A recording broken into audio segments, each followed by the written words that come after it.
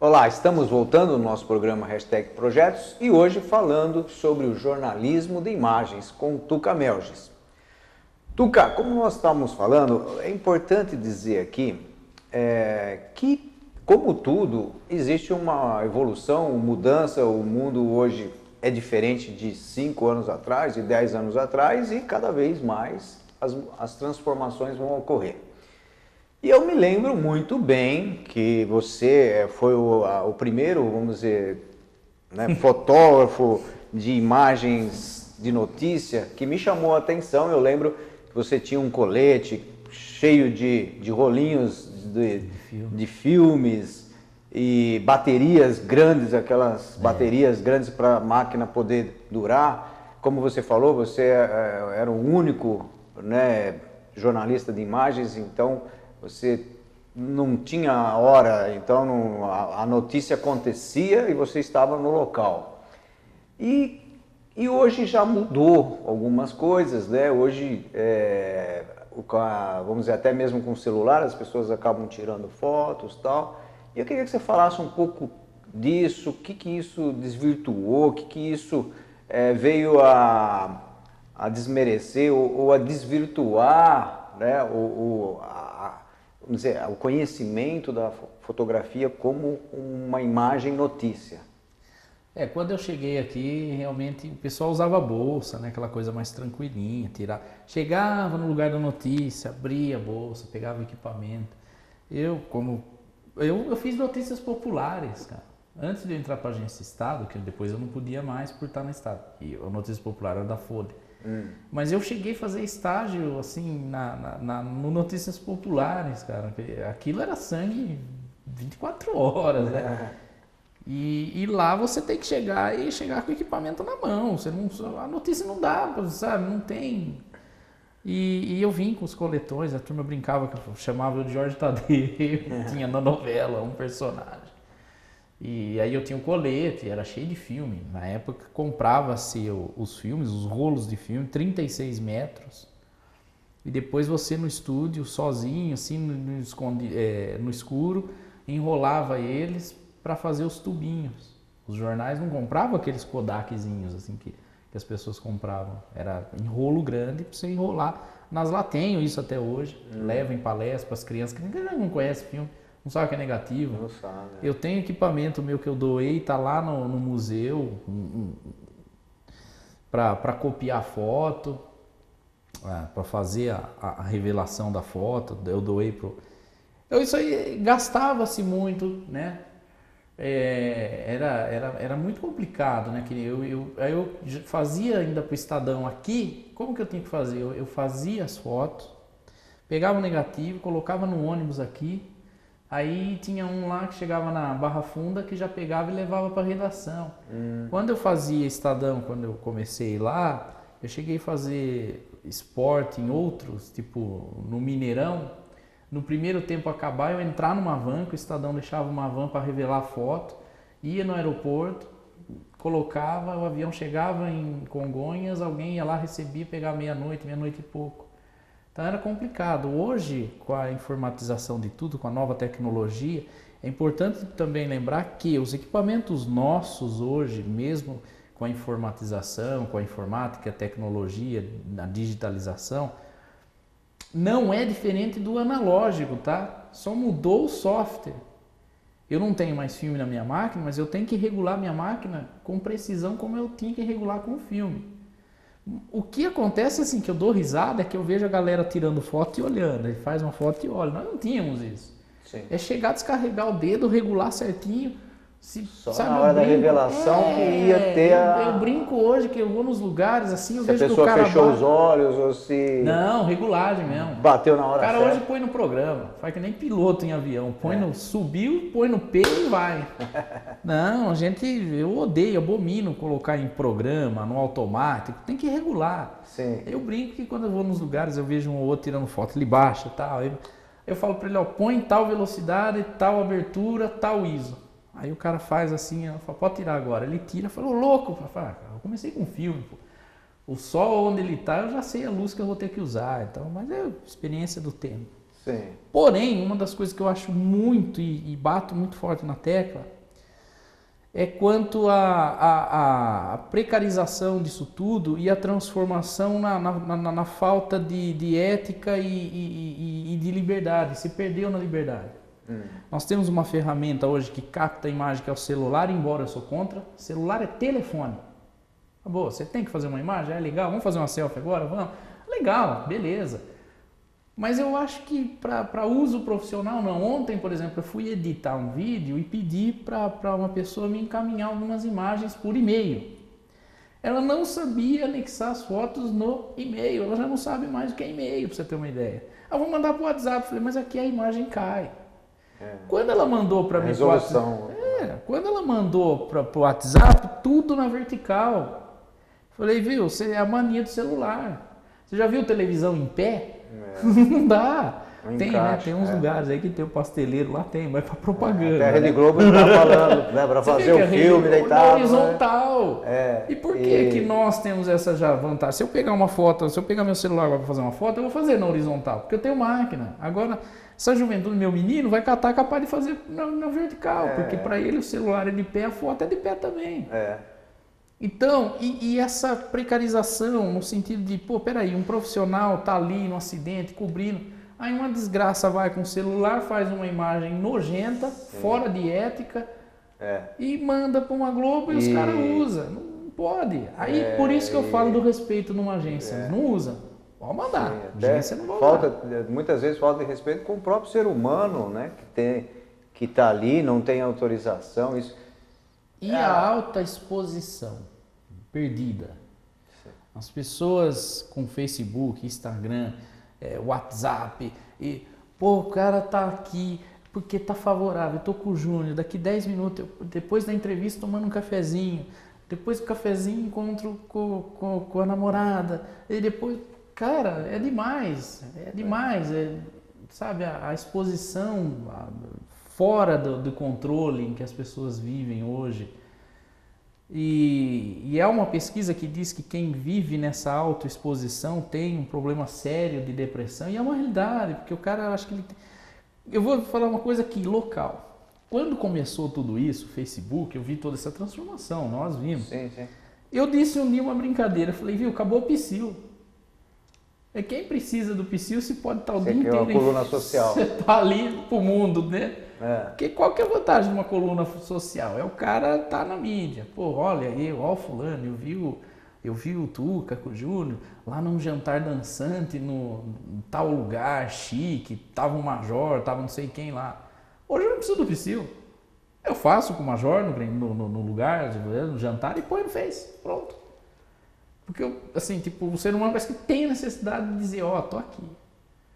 Eu viajo, sabe, eu viajo muito hoje, eu estou em muitos lugares, com muitas personalidades, tanto que eu estou fazendo um filme agora, quer dizer, viajei com o Luan Santana, eu não fico colocando, eu acho que assim, sou eu, e quando eu viajo com a minha família, vou tranquilo, acabou, volto, é legal você tipo, compartilhar com alguém da família, nós estamos aqui, mas eu acho que, qual é a necessidade de eu ter que dizer que eu estou aqui agora com uma... Deixa o cara assistir, ele tem que assistir o que a gente está conversando, não tem que saber que eu estou aqui só por si próprio. Ele tem que saber o que é o conteúdo disso aqui.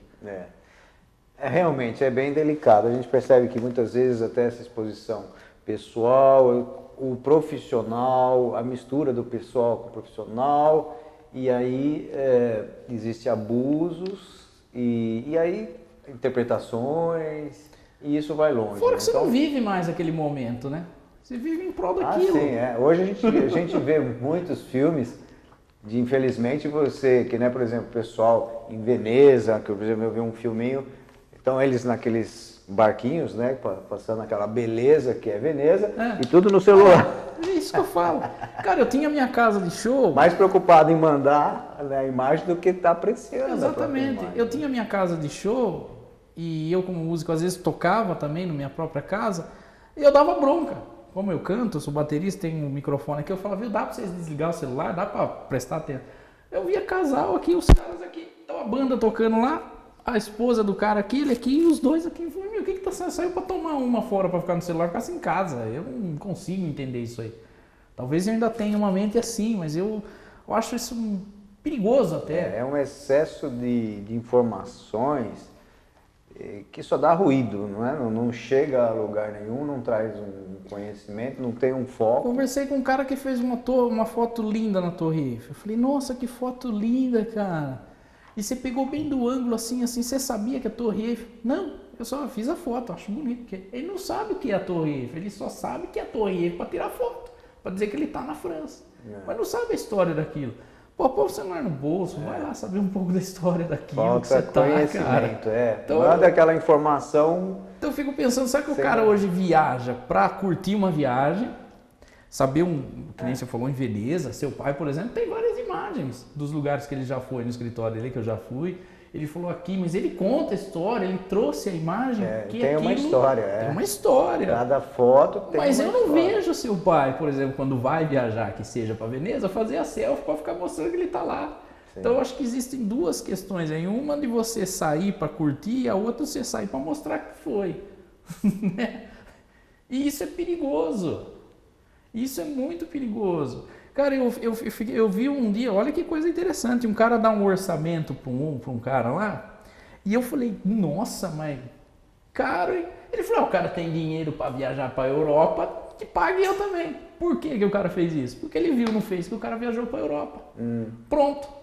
O bestão vai pagar mais caro porque colocou a fotona lá na... Tá Tudo exposto, bem, o cara não tem nada com isso, mas de certa forma, algo que impulsiona a inveja, que impulsiona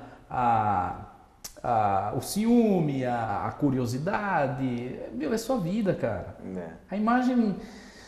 Eu sou da opinião que a imagem não foi feita para isso. Eu não consigo. A imagem foi feita para levar uma informação, para mudar uma história, não para autoexposição. Não consigo ver. Realmente, isso tudo, então, também me lembra também, como você falou um pouco antes, sobre a ética. E vamos voltar a falar sobre isso, porque eu lembro, por exemplo, que anos atrás se falava muito em paparazzo, né? Ir lá, tirar foto, e aquela foto valia muito, principalmente se fosse tirado, por exemplo, de alguma princesa, rainha. Hoje a imagem mais cara no mundo, cotada como a imagem que vai dar muita grana quem conseguir, é do Schumacher, por exemplo. Sim. Né? Que está internado, não aparece. Na casa dele não aparece, a esposa dele, por exemplo, processou paparazzi, na verdade, é um termo de um profissional de imagem que se aventura, é como um mercenário. É um independente Texas, que vai depois tentar vender aquela foto. Isso. E o cara tava no quarteirão. Não, no quarteirão não, porque ele mora num castelo lá, tava na frente da casa do cara. E ela viu ele erguendo lá, viu a imagem, não tirou dele, respeito, porque isso também não existe, sabe? O cara querer pôr a mão no meu equipamento, tirar aquilo de mim, não pode. Ele me processa depois se ele quiser, mas isso é crime. E ela não fez nada, ela já sabendo dos direitos, não fez nada. Pegou e já processou o cara por estar no quarteirão com a câmera lá. A justiça pediu e viu que tinha imagem da casa. E eles conseguiram um benefício da lei de quem tiver qualquer repórter de imagem a 100 metros da casa deles ser processado, o cara tomou. Por isso que eu falo, hoje é uma das imagens mais caras. Falar pro Felipe Massa, que frequenta a casa do cara, que se ele fizer uma fotinha lá... Porque, na verdade, isso ocorre porque as pessoas querem ver, né? Algo que seja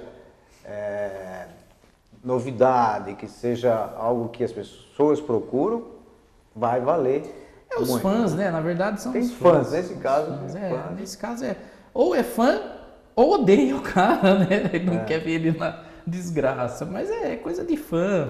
O fã é curioso pelo...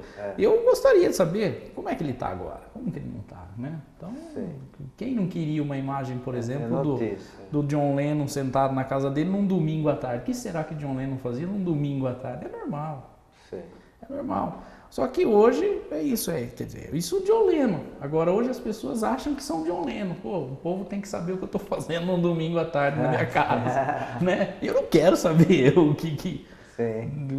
É por aí, mais ou menos assim. Acho que as coisas inverteram, as pessoas É como eu falo da questão política, né? O próprio Brasil é um país democrático, mas o povo se perdeu na liberdade da democracia. É mais ou menos isso. Se perdeu em tudo aquilo que veio para nos beneficiar. Nós temos celulares, nós temos isso, nós temos aquilo. E as pessoas, em vez de usar isso para aquilo que deve ser feito e usado, acaba se perdendo. Senta. Na minha casa é lei. Sentou para almoçar, não põe a mão em celular. Chegou um certo horário da noite, se eu vou sentar para assistir um filme, eu não vou pôr a mão no celular, entendeu? Deixa ele aí. Pô, mas se alguém precisar, eu já não tô mais, graças a Deus, naquela vibe de ter que sair de madrugada. Antes do celular, a gente vivia sem celular. Parece que hoje tem que, né? Nossa, porque, você não vê quando fala que vai cair o WhatsApp, nem me desespera. A gente, quando era criança, saía de casa, ficava o dia inteiro fora, a mãe sabia que a gente estava em algum lugar. Então. E não tinha contato. Hoje, se uma criança estiver sem celular, não consegue, né? Não fica um pavor. Meu menino tem 10 anos e ele tem um WhatsApp, mas é só entre nós, da família. Facebook, outro dia ele perguntou, não, você não tem dado para Facebook, não há um amiguinho outro meu tem, não, deixa ele lá. Tuca, nós estamos terminando já, eu queria que você falasse rapidinho, porque é uma curiosidade que eu tenho também, e sobre fotografias, por exemplo, branco e preto, a colorida, né, que veio depois da branco e preto, mas que a branco e preto também tem ainda uma função, ela traz algo diferente. Queria que você falasse sobre isso e passasse uma mensagem final para a gente finalizar o programa. Eu vou ser bem objetivo. O preto e branco, na verdade, começou porque o início da fotografia, preto e branco, né? Era o papel, a pólvora, tudo aquilo não tinha cor, então iniciou no preto e branco. Lembrando que o primeiro cara a ter uma câmera no Brasil, apaixonado por fotografia, e começou com jornalismo, porque muita gente não sabe, mas eles foram os primeiros a ter também um veículo de imprensa no Brasil, foi Dom Pedro I. Tá? Ele ganhou uma máquina dos europeus lá e começou a fazer fotografia no Brasil. Ele era apaixonado por fotografia e teve um jornal, eles tinham um pasquim que era o Imperador, né? No Rio de Janeiro. Então, a fotografia preto e branco é porque era primeiro que não existia nenhum outro processo a não ser o preto e branco. Só que ficou marcado pelo jornalismo. Você faz uma fotografia colorida, ela dá um aspecto, é bonito, é legal, você está vendo as cores. Aí, quando se faz no preto e branco, automaticamente, psicologicamente já falando, aquilo remete a uma informação um pouco mais detalhada, porque não se tem luz, não se tem detalhes de cores, parece que se eu fizer uma minha preto e branco agora, eu vou ficar com a barba mais negra, então a sua vai ficar com os traços cinzas e pretos, com tracinhos brancos nos lugares de verde claro. Então, a imaginação, acho que ela vai além, e ela é muito mais assim atrelada ao jornalismo e à informação, né? Então ela fica mais assim, sofisticadamente dizendo informativa, e não um cunho social. Dificilmente você vai ver um social colorido, preto e branco. Ela arremete mais por esse lado. Hoje é fácil. Hoje você, na própria câmera, transforma ela em preto e branco. Depois do preto e branco não veio o colorido, tá? Lembrando que depois do preto e branco, a primeira imagem que veio com cor foi aquela que é meio amarelada, que não estou conseguindo lembrar o nome agora. Ela veio amareladinha, tal, desculpe aí. Cromada. Um amarelinho, assim, era uma cor, né, na verdade, né, era uma cor. Eram lentes que talvez dessem veio filtros, né, não, mas aí era revelação mesmo, era o papel com filtro no revelador, que veio essa imagem aí, né, âmbar e tal, então veio um amareladinho ali, depois que foi surgindo, que foi vindo o colorido, e era terrível revelar foto colorida, que diga-se de passagem, você tem que passar por 3 processos e tal. Então, a fotografia, o que eu posso dizer sobre a diferença entre uma? Nenhuma. É que é muito mais difícil, o preto e branco é mais difícil fazer.